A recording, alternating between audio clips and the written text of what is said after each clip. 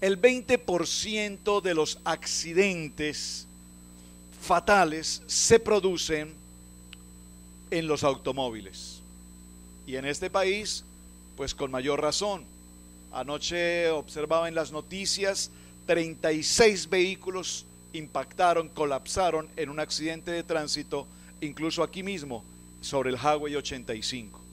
Sin nieve. Cuando hay nieve, usted sabe, son cientos de vehículos que chocan uno contra otro.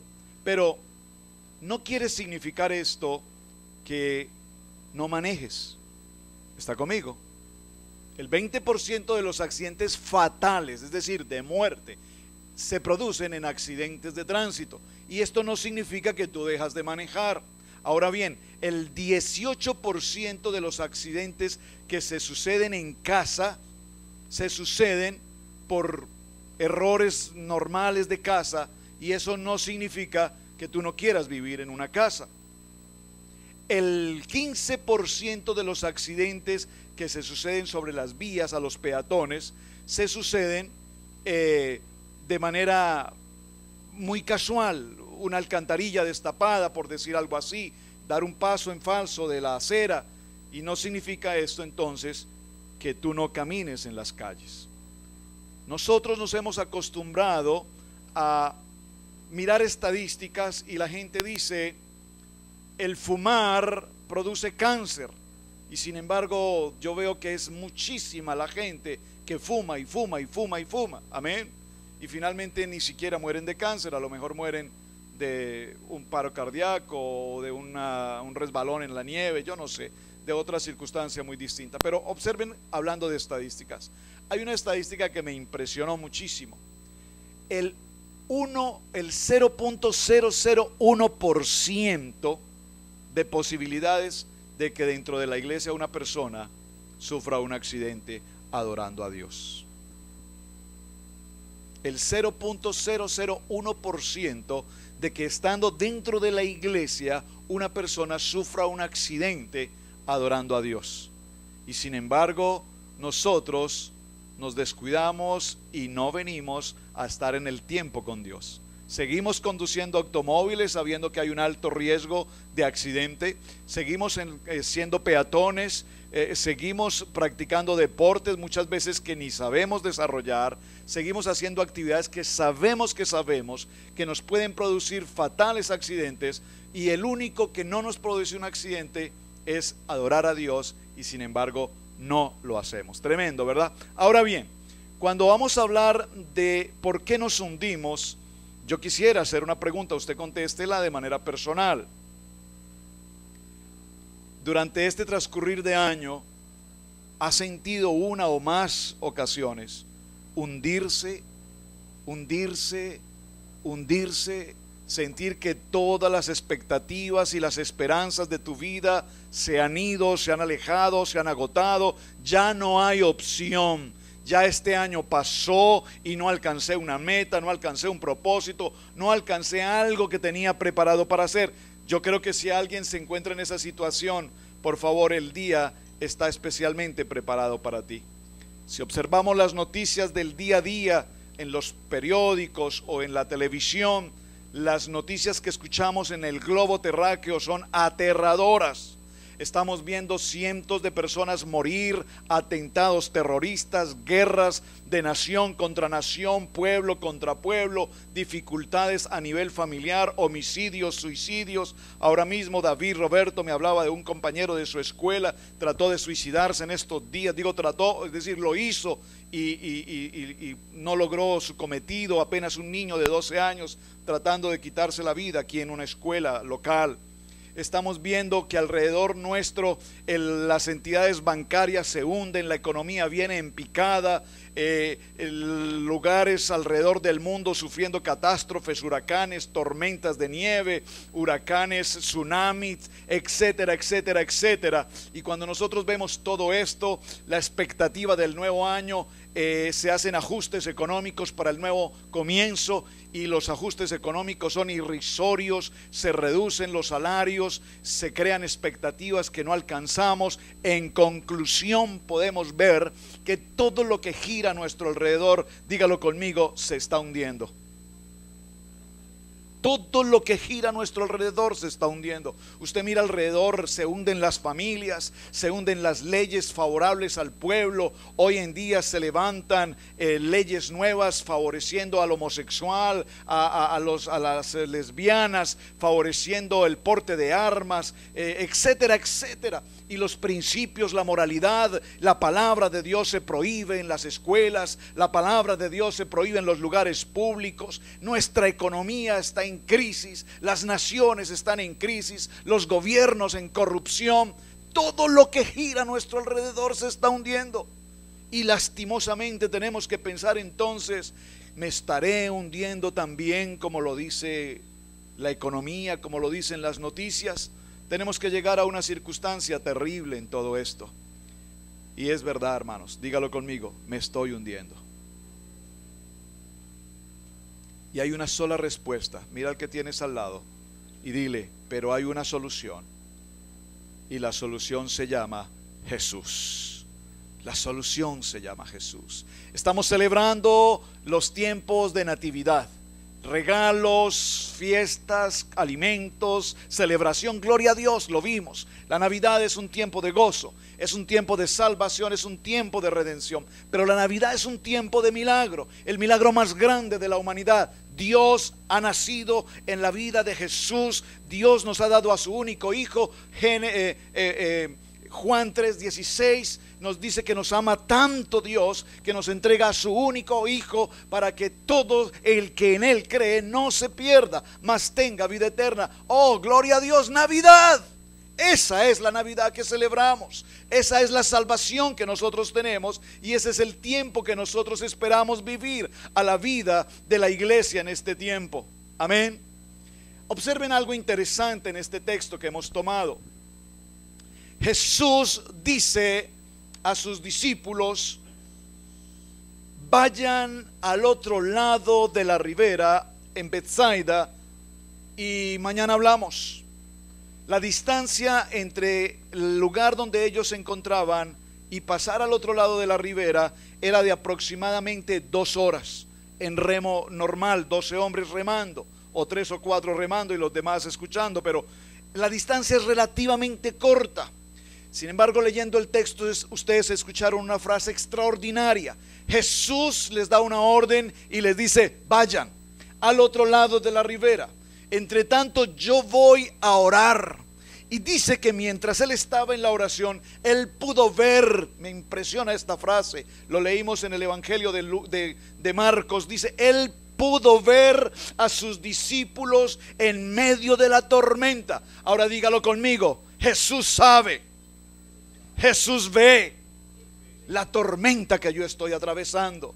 Es decir, que tú no estás solo. Es decir, que tú no estás abandonado. La gente dice, yo no sé, Jesús, ¿dónde está Dios? Yo no sé dónde pasa Dios, que no está conmigo. Pero Jesús se ha retirado a un lugar especial a orar por ti particularmente, y Él sabe en qué tormenta tú estás pasando.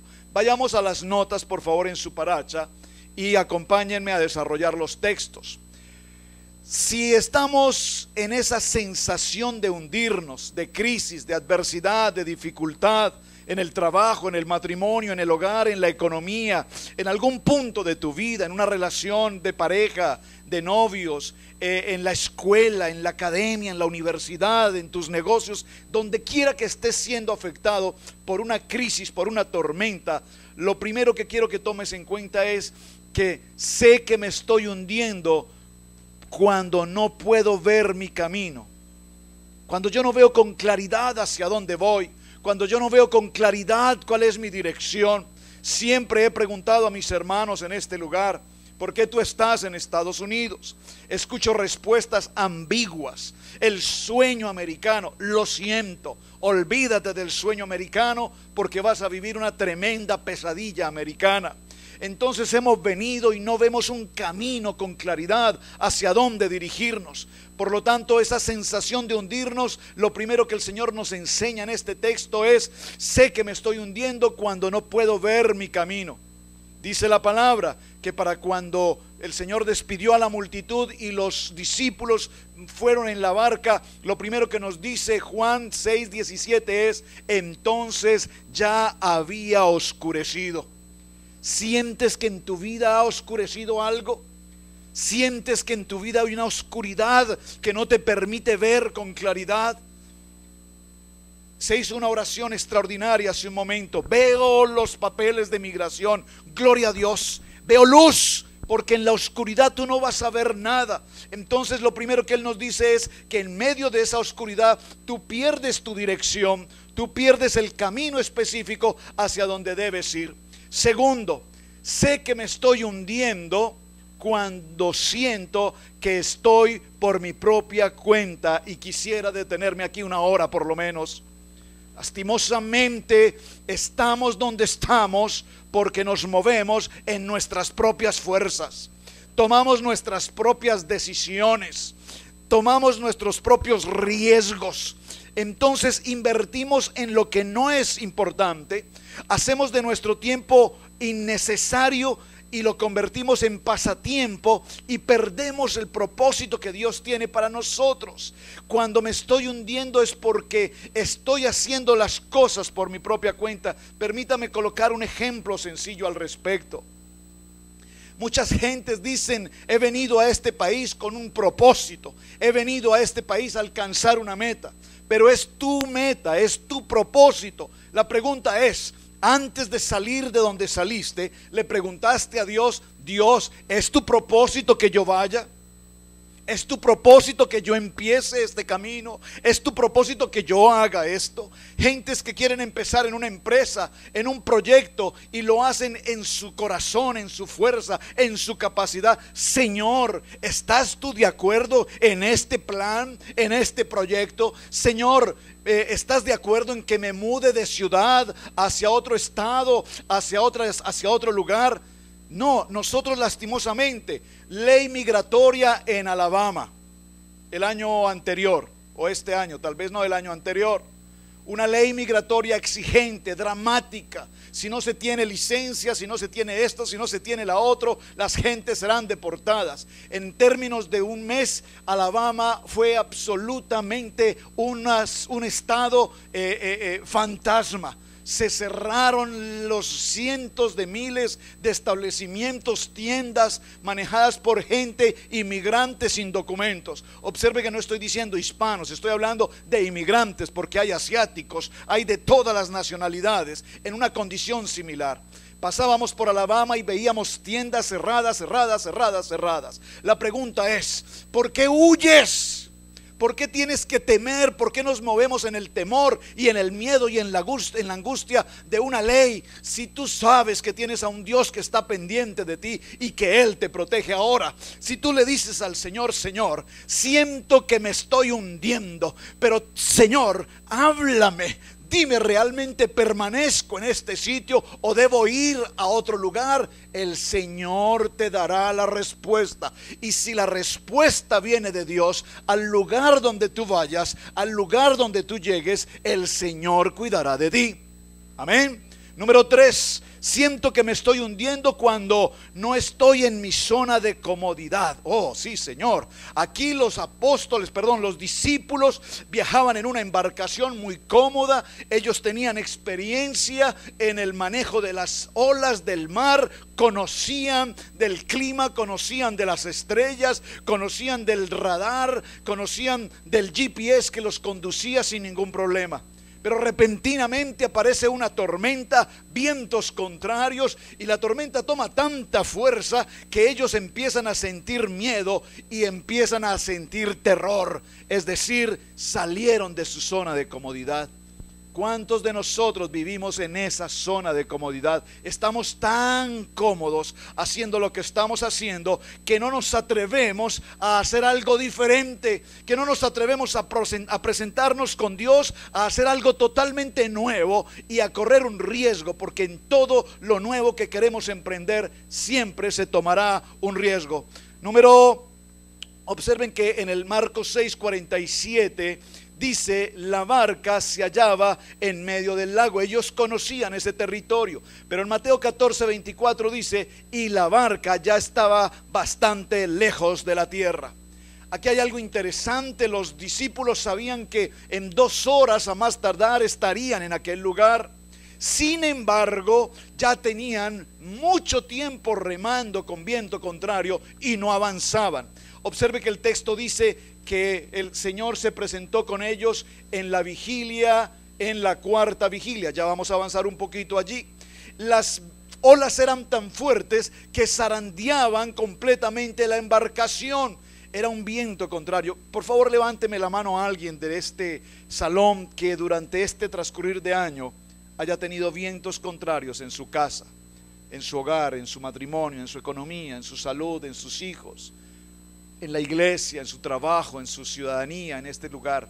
Absolutamente todos hemos pasado por tiempos contrarios, y hay tiempos tan contrarios y vientos tan extremadamente fuertes que definitivamente sentimos pavor. ¿Saben?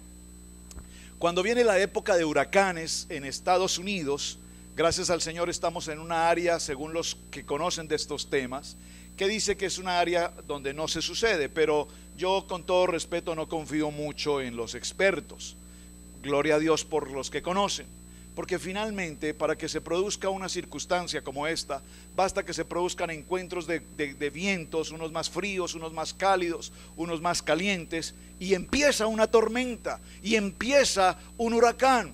Y cuando vemos las noticias, nosotros las vemos desde una posición muy cómoda. Estamos en casa, sentados, tomando el café y viendo las noticias. Pasó un huracán por tal ciudad, arrolló 100 casas, tenemos tantos muertos, tantos heridos, y nosotros decimos, ay Dios mío, gracias Señor que por aquí no pasa eso. Pero nunca pensamos en el dolor y en la necesidad de tanta gente que está pasando por esa circunstancia. Recientemente veíamos las tormentas de fuego en California, ¿verdad?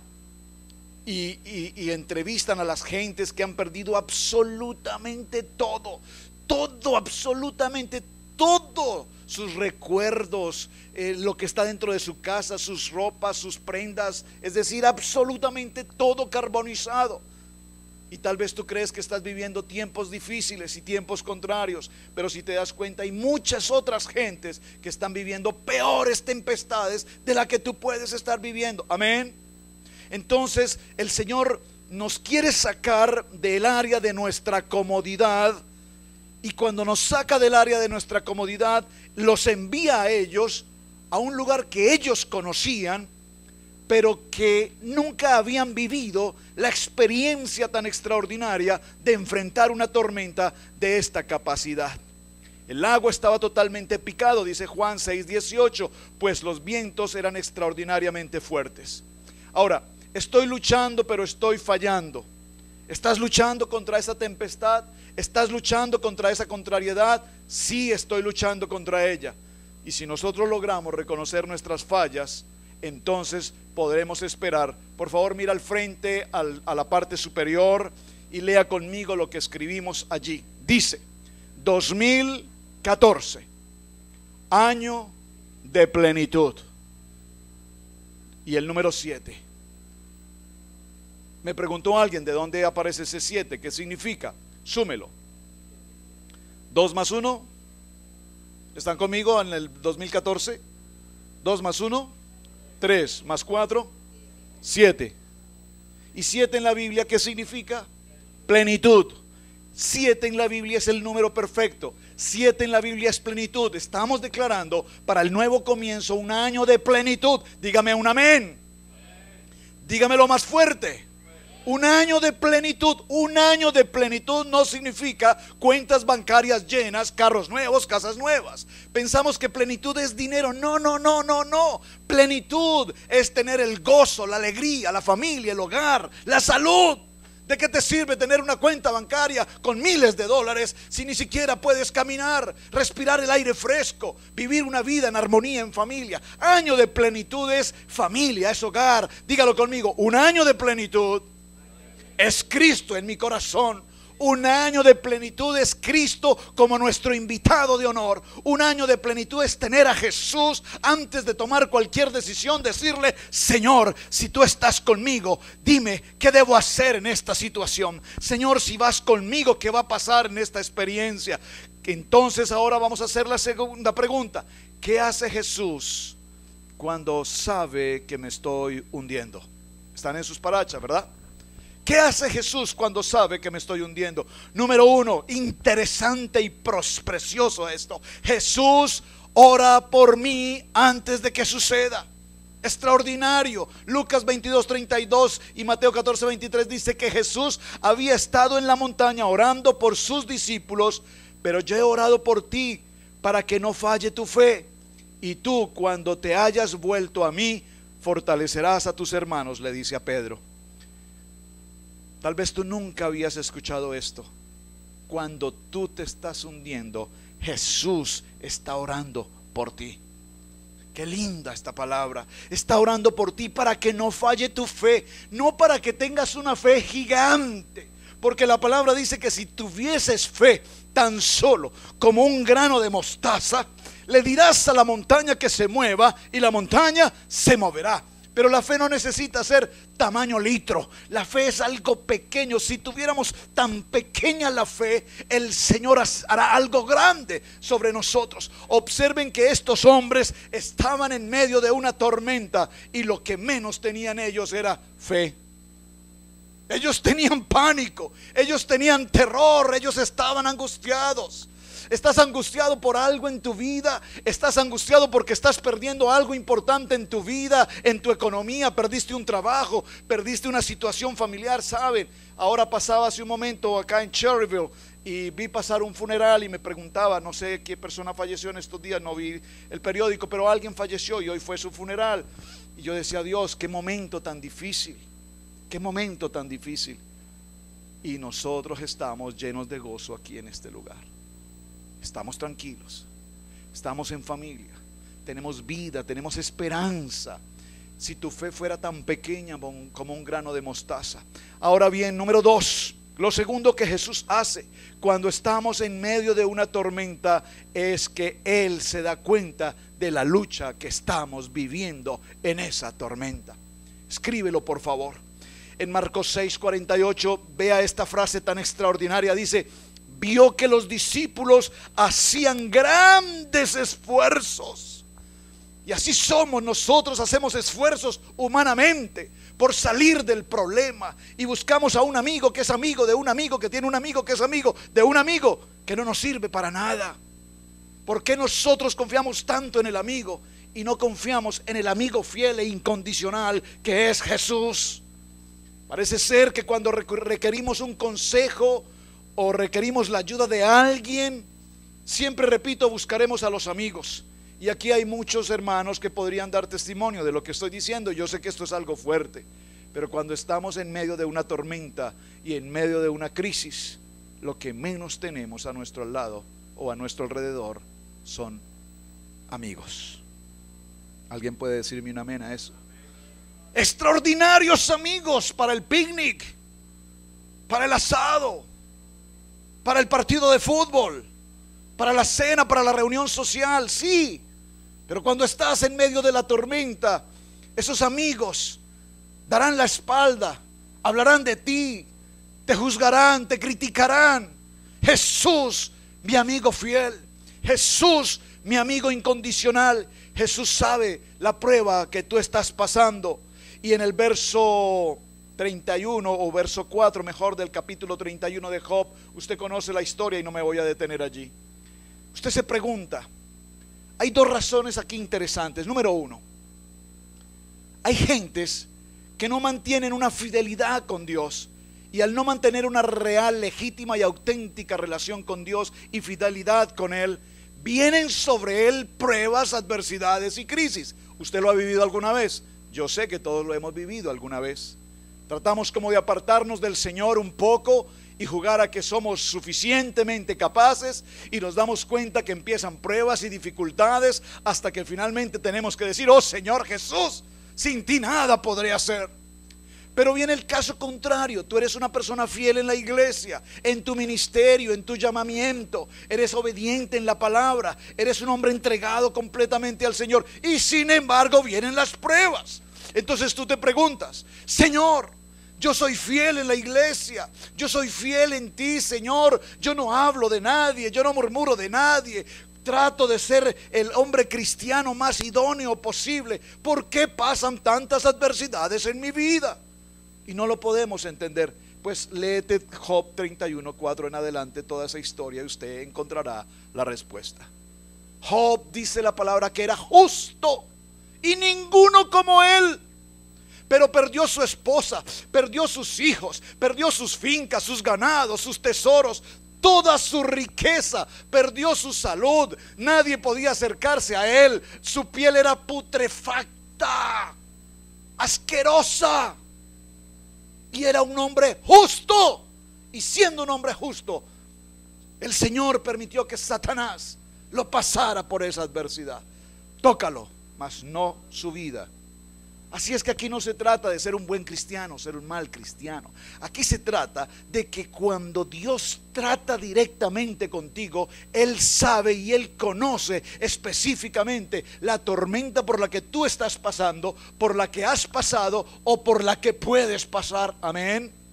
Número 3. Número 2. 3.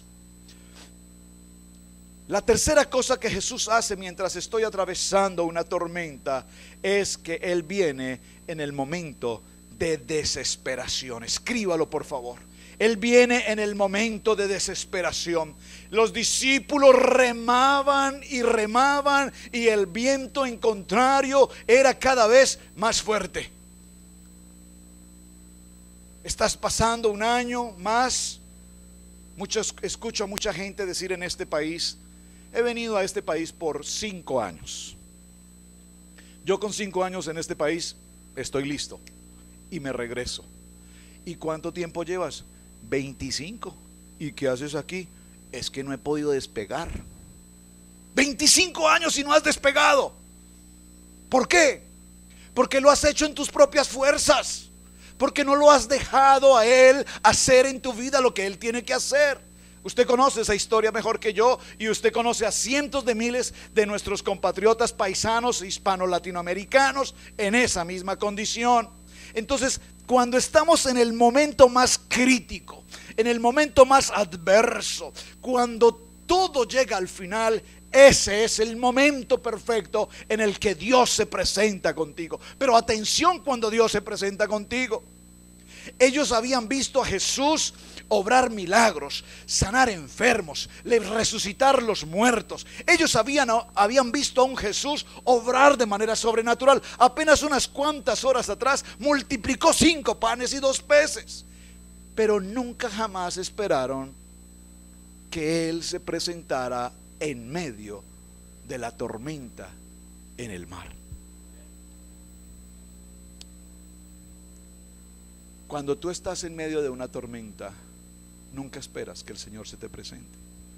Y escúchame, es el mejor momento. Ahora, hagamos conclusiones de esta historia. ¿Significa entonces, pastor, que para que Jesús esté plenamente conmigo necesito llegar a la tormenta? Sí, Señor. Necesitas llegar al punto donde tú sabes que sin Él nada puedes hacer. Porque si tú lo puedes hacer, sálvate a ti mismo. Pero cuando tú sabes que no hay nada que hacer, entonces es el mejor momento para decirle con un corazón abierto: Jesús, sálvame. Este es mi mejor momento. Es el mejor momento que Él tiene para decirte: yo estoy contigo. Yo estoy contigo y no te dejaré. Amén. Número 4. Cuando estoy en esta circunstancia, Jesús me muestra su verdadera identidad. Qué linda palabra esta. Observen aquí algo interesante. Pedro, hablamos de Pedro y decimos por la Biblia y por los textos bíblicos que Pedro era un hombre impulsivo, decimos que Pedro era un hombre agresivo, un hombre, denme una palabra, sanguíneo, ¿verdad? Es la más correcta. Se presentó con Jesús en el huerto del Getsemaní, y cuando fue apresado Jesús, en ese mismo momento Pedro salta en ira y toma un arma de uno de los soldados y corta una oreja. Era iracundo. ¿Alguien puede tener ese carácter aquí? Espero que no. Dígale a su esposo, ahí te hablan, ¿verdad? Somos iracundos. Hay momentos en que reaccionamos de maneras violentas, agresivas, sin dirección. Pero estando en esta situación, específicamente, nosotros vemos ahora a un Pedro interesante. Están en la embarcación, los apóstoles, los discípulos, perdón, todos están en medio del problema, todos están en la barca, están en la crisis, están en la angustia, están en el temor. Ellos tienen experiencia en manejar estas situaciones, pero esta situación es tan fuerte que se escapa de sus manos. Amén.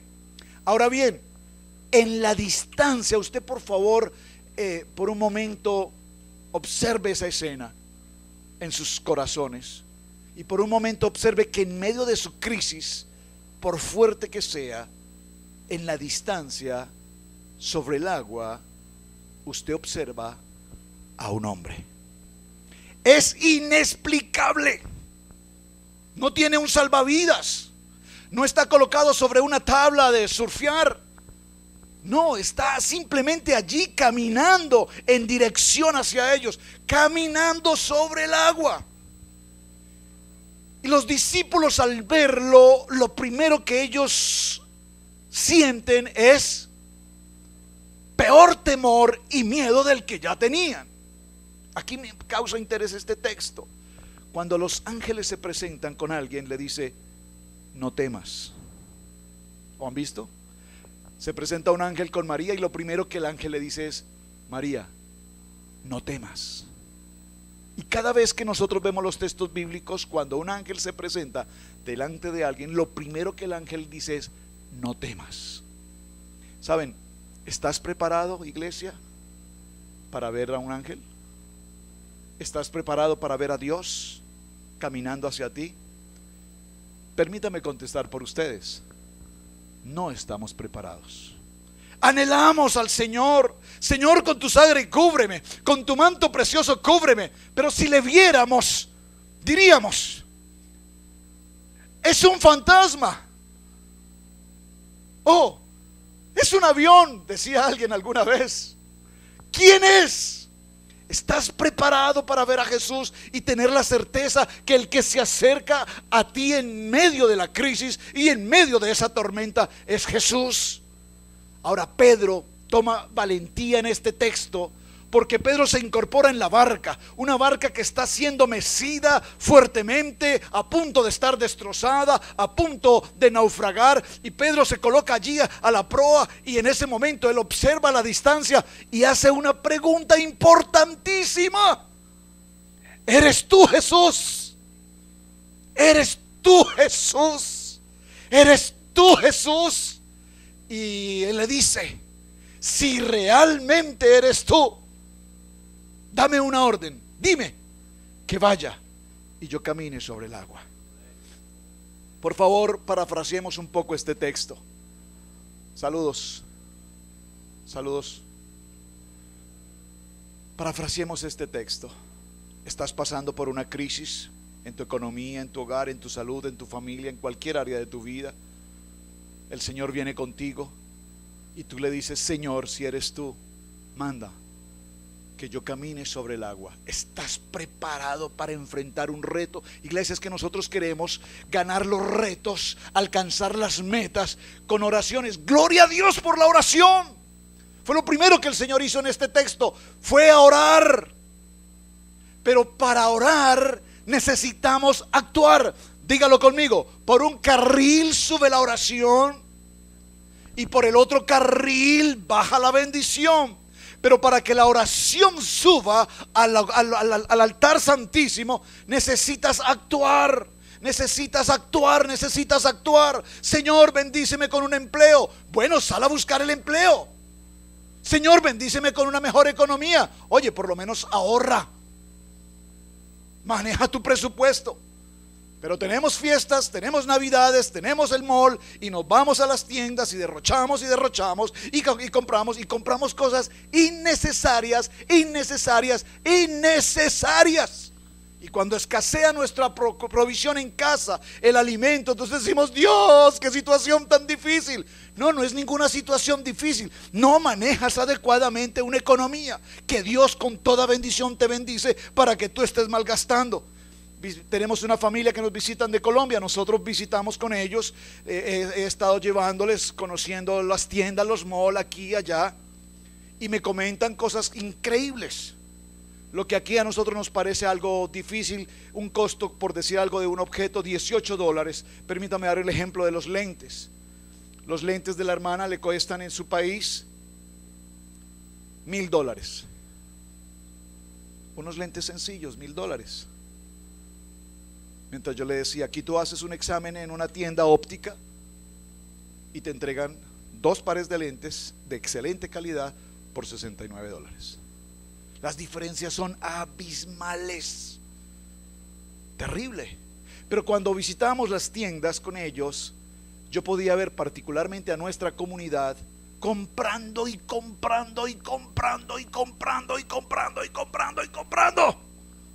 Y yo veía que compraban. Y del 90% de lo que compraban eran cosas absurdas, cosas que en un mes están en la basura, cosas que en menos de 6 meses no sirven para nada, y estamos malgastando la bendición que Dios nos da. Entonces el Señor quiere que Él nos provee lo suficiente para que nosotros seamos prudentes en lo que estamos haciendo. Amén. Los discípulos, al verlo caminar, hacen una pregunta: ¿quién eres? Y Él da la respuesta más importante de este mensaje para el día de hoy. Dígalo conmigo: yo soy. Yo soy. Él no les dijo: no me reconocen, es que no me identifican. Él dice: yo soy, el gran yo soy. Moisés pregunta: Señor, si yo voy a hablar con el rey de Egipto y me pregunta ¿quién es Dios?, ¿qué le digo? Y él le dice: solamente dile: yo soy, el gran yo soy. Y aquí vemos algo extraordinario, como Jesús muestra su identidad inmediata y le dice: no tengas miedo, Pedro, yo soy. No dice: yo era, yo puedo ser, yo sería. Dice: yo soy. Amén. Número 3 en sus textos: ¿qué debo hacer si me estoy hundiendo? Están captando, ¿verdad? Ahora vamos a la parte final. Si tú sabes que te estás hundiendo, ¿qué vas a hacer? Número 1, tener valor, porque Jesús siempre está contigo. Tener valor, porque Jesús siempre está contigo. Y escúchame algo interesante. ¿Qué es el valor? Permítame compartir una historia pequeña que recuerdo ahora en este momento. En una ocasión, en una actividad laboral que yo tenía, dicté un programa de capacitación a un grupo de funcionarios de banco, enseñándoles cómo atender una situación de asalto bancario. La primera recomendación es: no seas héroe, porque los cementerios están llenos de héroes. Siempre tendrás que procurar tu seguridad, tu vida, de tal manera que si los asaltantes ingresan, son violentos, son agresivos en todo el sentido de la palabra, usted simplemente obedezca, no haga nada indebido. Amén. Y recuerdo a un hombre decirme esto, un joven de buena estatura, muy atlético. Él se acercó y me dijo: el día que a mi oficina la asalten, ese día esos asaltantes van a saber quién soy yo. Y lo dijo en público, en un grupo de muchas personas. Él quiso mostrar una posición valerosa, valiente. Y yo le dije: pues tú puedes hacer lo que quieras, porque el instinto humano es muy distinto, ¿verdad?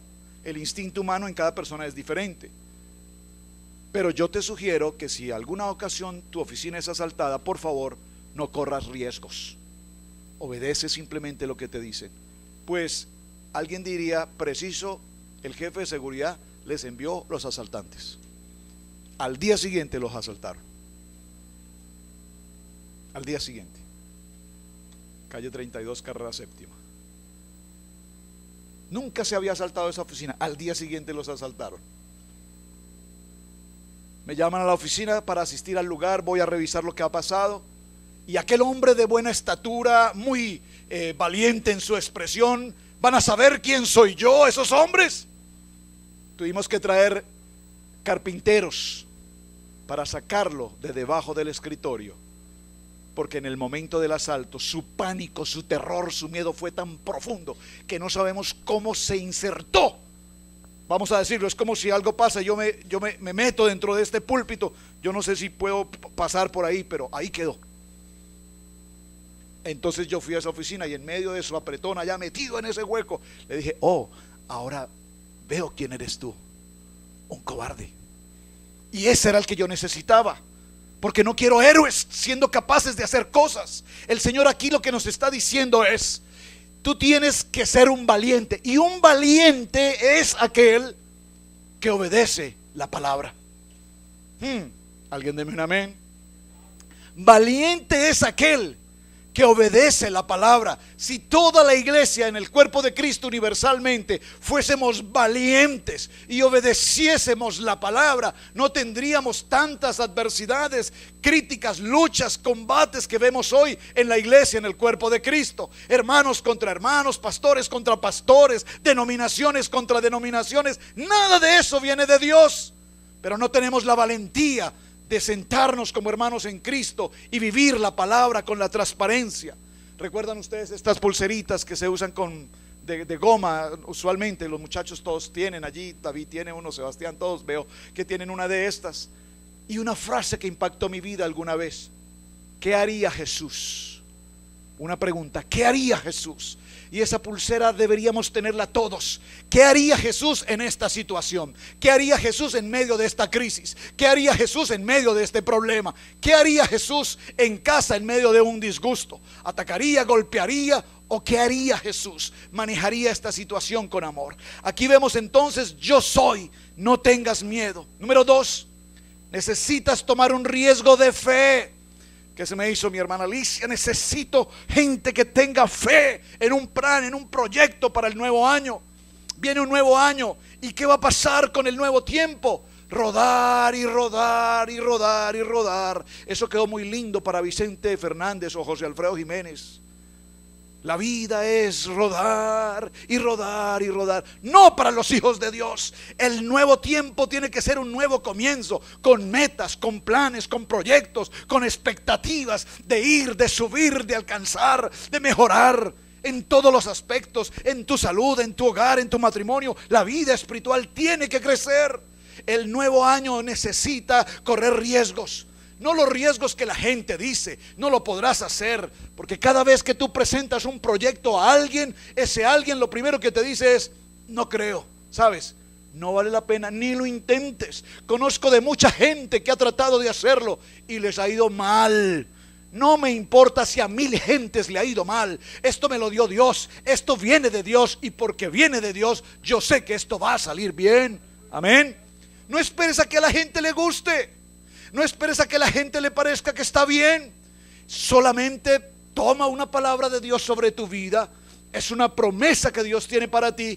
Y si tienes un proyecto para el nuevo tiempo, una nueva empresa, escucha al hermano Amaro y decir: mi nueva empresa para el nuevo año. ¡Gloria a Dios! No necesitas consultarlo con nadie.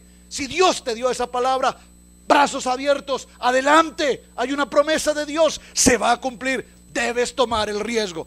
Pero si me retiro de la empresa y 15 años trabajando allí y me han recibido supremamente bien y con lo bien que yo gano, pero si me retiro de la empresa, si es de Dios esa promesa, no temas, corre riesgos, porque si es de Dios, Dios lo enfrentará.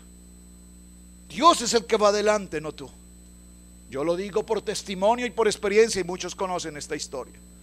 Cuando fui derrotado de una empresa muy importante en mi país, a punto de mi suicidio, en una crisis emocional profunda, me senté en una cafetería a las 10:30 de la mañana, destruido totalmente emocionalmente, Pensé que era el fin absoluto. Pensé que mi vida hasta ese momento no tenía ningún sentido. Llamé a mi esposa, muy recién casados, apenas Camilo tenía unos días de nacido. Y eso me detuvo a tomar una acción distinta en mi vida. Lloraba en aquel lugar y le decía a Pili: estoy frustrado, derrotado, depresivo totalmente. Y mi esposa me decía: mira lo que Dios te ha dado estas capacidades, tienes estos talentos, tienes estos dones de Dios, y Dios nos está dando una oportunidad. Vamos a formar nuestra propia empresa, vamos a luchar, tú y yo vamos a luchar, y nosotros seremos capaces de salir adelante. Y ahí nació nuestra empresa, Capaces Security, y esa empresa nos acompañó 4 o 5 años y nos bendijo grandemente, porque venía de Dios. Luchamos contra la corriente, luchamos contra el sistema, luchamos contra mi cultura. Vengo de una cultura donde mi padre ha sido empleado de 35 años en la misma empresa. Mis familias, todos empleados de la misma empresa, empleados de la misma empresa, la misma empresa, la misma empresa, la misma empresa, la misma empresa, la misma empresa, todos. Pero no tengo una cultura de gente dispuesta a correr riesgos. No tengo una cultura de empresarios. No tengo una cultura de gente dispuesta a hacer algo diferente, a proyectarnos en una novedad. Un hombre se sentía defraudado con la vida. No tenía esperanza de algo. Y tenía un alambre en sus manos y empezó a hacer con el alambre alguna cosa, y en su nerviosismo, ¿y qué voy a hacer? ¿Y qué voy a hacer? Y repentinamente, sorpresa, creó el clip. Y el clip se vende por cientos de miles de millones en el mundo entero. Y hoy ese hombre es multimillonario con un alambrito llamado clip. Invéntate algo, proyéctate algo. No es: Señor, el nuevo año, bendícenos, Señor. Sí, te quiero bendecir, y te quiero bendecir con toda bendición, pero necesito que corras riesgos para el nuevo año. Amén. Número 3, necesitamos mantenernos enfocados en Jesús. ¿En qué estás enfocado para el nuevo tiempo? ¿En qué estás enfocado para el nuevo año? ¿En qué está tu enfoque? ¿Seguir y seguir y seguir por lo mismo? ¿O tienes una expectativa de algo extraordinario? Y si tienes un proyecto de empresa y fracasas, gloria a Dios, empieza de nuevo. Y si tienes un proyecto de empresa y fracasas por segunda vez, gloria a Dios, aprendiste algo más. Sigue adelante, inténtalo de nuevo. Haz ajustes, haz arreglos, acondiciona lo que estás haciendo, pero no temas, porque Dios está contigo. Miren, cuando Dios está con nosotros en algo, hermanos, es Dios el que te dirige, es que es Dios el que te habla, es el Dios el que te muestra, es el Dios que te dice qué tienes específicamente que hacer. Y tal vez te parecerá absurdo y lógico, claro que sí, las cosas de Dios no tienen sentido. Pero cuando las cosas de Dios no tienen sentido, es porque algo importante Dios te está entregando. Amén. Número 3, mantenerte enfocado en Jesús. Contésteme la pregunta: ¿en qué estás enfocado para el nuevo año? ¿En qué estás enfocado para el nuevo año? Por favor, contéstate esta pregunta en tu corazón. Número 4, no dudes. Estudiamos una frase hace unos días atrás: duda de tus dudas y cree en tus creencias. Tienes que dudar de tus dudas, pero en lo que tú crees, cree y proyéctate con lo que crees. Dudas en esto, dudas en lo otro, duda de lo que dudas y cree en lo que realmente crees. Yo soy capaz, yo tengo la bendición de Dios, yo sé que yo puedo. Escuché a una persona decirme que quería una instalación de fábricas de, ¿cómo se llaman? Las tortillas. Ya existen, sí, ya existen, pero ninguna tortilla será tan extraordinaria como la que tú haces. La tuya tiene unción y chile también, pero vale. Fuimos a Dallas y allá vimos la fábrica de tortillas, y miles de tortillas salen por esa reproducción de tortillas, miles, y las empaca la máquina, ya están empacadas y salen, ya están vendidas. Y pasa si no hay tortillas y salen miles de tortillas. Si ya existe, no importa que ya exista, las que tú vas a hacer serán especiales, las que tú van a hacer se venderán mejor. Así es que el nuevo año debe traer proyectos extraordinarios y no puedes dudar de lo que Dios ya te entregó. Y cerremos en este punto, iglesia. En medio de la crisis, de la adversidad, de lo más difícil que tengas en tu vida, alaba a Dios.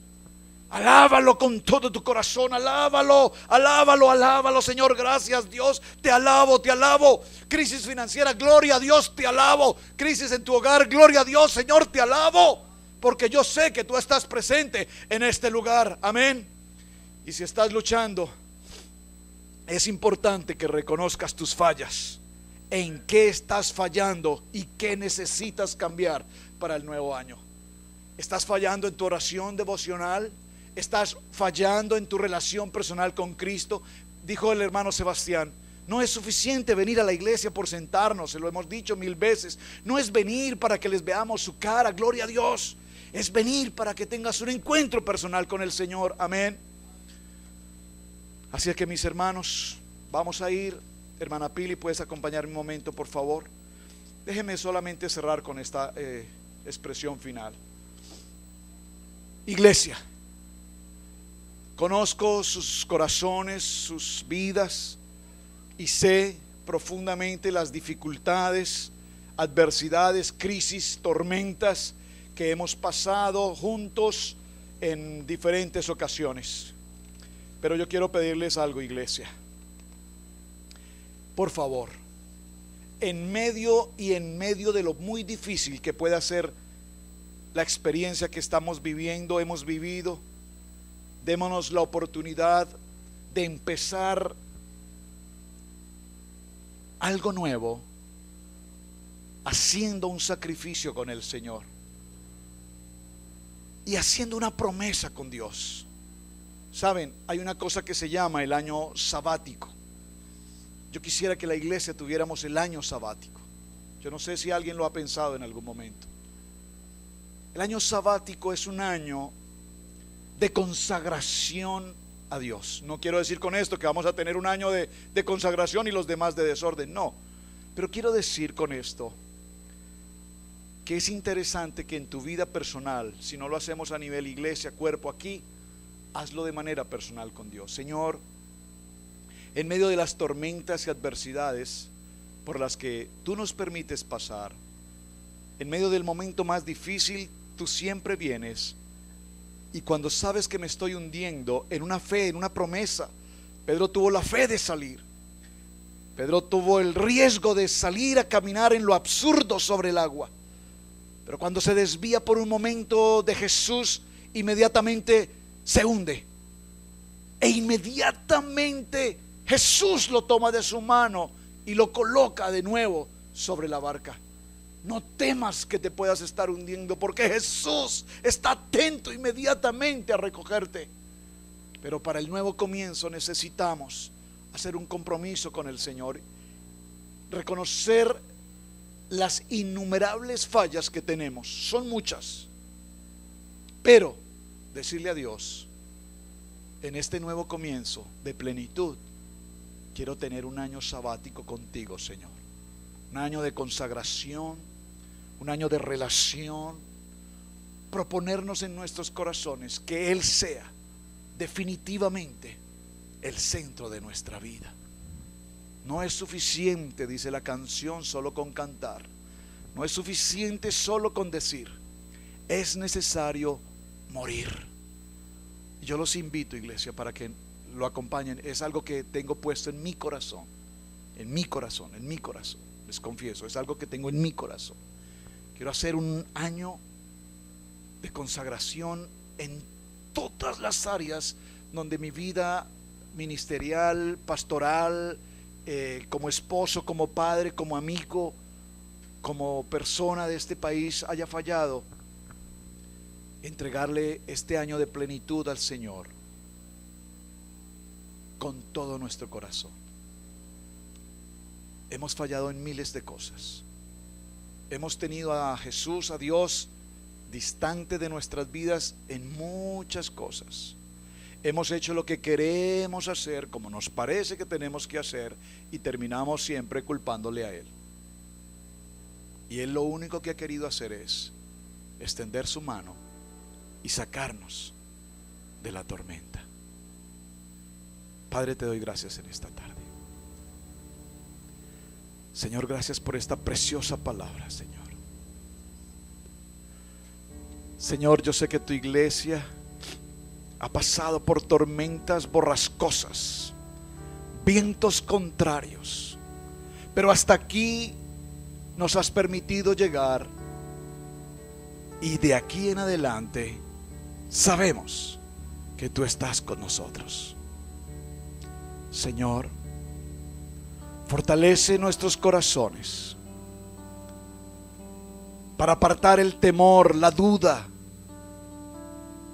ese miedo que nos embarga, y entender que en medio de esa tormenta tú estás presente, que en medio de esa tormenta, Señor, tú has orado por mí, tú conoces mi necesidad y tú estás dispuesto, Señor, a moldear mi carácter, a moldear mi identidad, y que yo reconozca tu identidad, el gran yo soy, Jesús, Jesús, Jesús. Te doy gracias por este precioso cuerpo, Señor, de la Iglesia Cristiana Integral en Cherryville, en Asheville. Gracias, mi Dios, porque nos has guardado de una manera tan extraordinaria en el hueco de tu mano. Gracias, Señor, porque hemos visto tu fidelidad en medio de tantas fuerzas contrarias, a punto de reventar la embarcación, pero tú has estado con nosotros. Y cuando tú subes a nuestra embarcación, inmediatamente todo viento contrario, toda tormenta, toda oscuridad se ha ido, porque tú eres la luz, el gran yo soy, el pan de vida, la vida eterna, mi aliento, mi respirar, mi paz. Tú eres Jesús, mi buen amigo. Tú eres Jesús, la vida, la resurrección. Tú eres mi abogado, tú eres, Señor, mi despertar. Cuando tú estás en mi embarcación, en la embarcación de mi corazón, tú eres todo para mí, Señor. Gracias, mi Rey. Amén, amén y amén. Gloria a Dios. ¿Cuántos podemos decir amén? Yo quiero que tú te pongas en pie un momento ahí donde estás. Y yo voy a leer una oración y yo quiero que tú escuches la oración y que medites en tu corazón en la oración. Querido Jesús, conoces las tormentas que estoy pasando en este momento, que me asustan hasta la muerte. No puedo ver mi camino, está oscuro. A menudo me siento como si estuviera por mi cuenta. Definitivamente estoy fuera de mi zona de comodidad. Siento como fuerzas poderosas están en mi contra.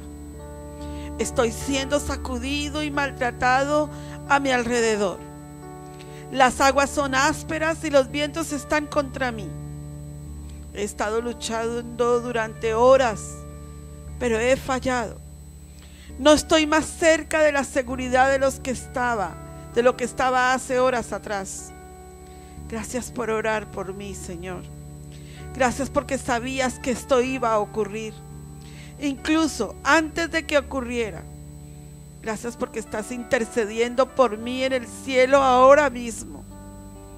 Gracias porque te das cuenta de mi lucha. Gracias porque te das cuenta de cada paso que doy. Gracias porque eres capaz de compadecerte de mis debilidades.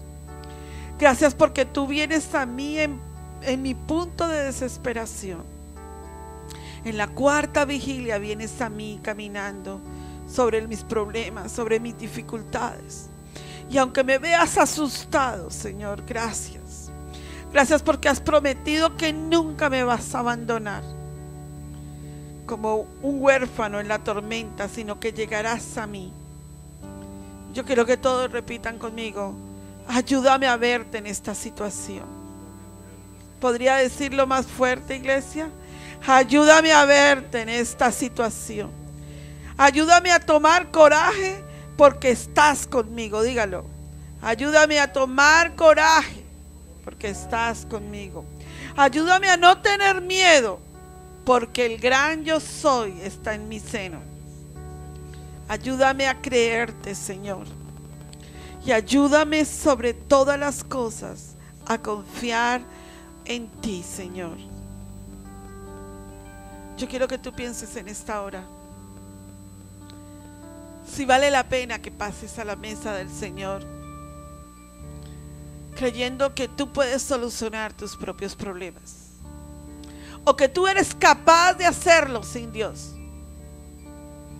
Si tú no tienes a Dios en tu corazón, si tú no tienes una relación personal con Jesús, si tú no has tenido una relación verdadera, genuina con Jesús, te digo que estarás en tormentas donde te estás hundiendo y no sabrás la manera de salir de cada tormenta.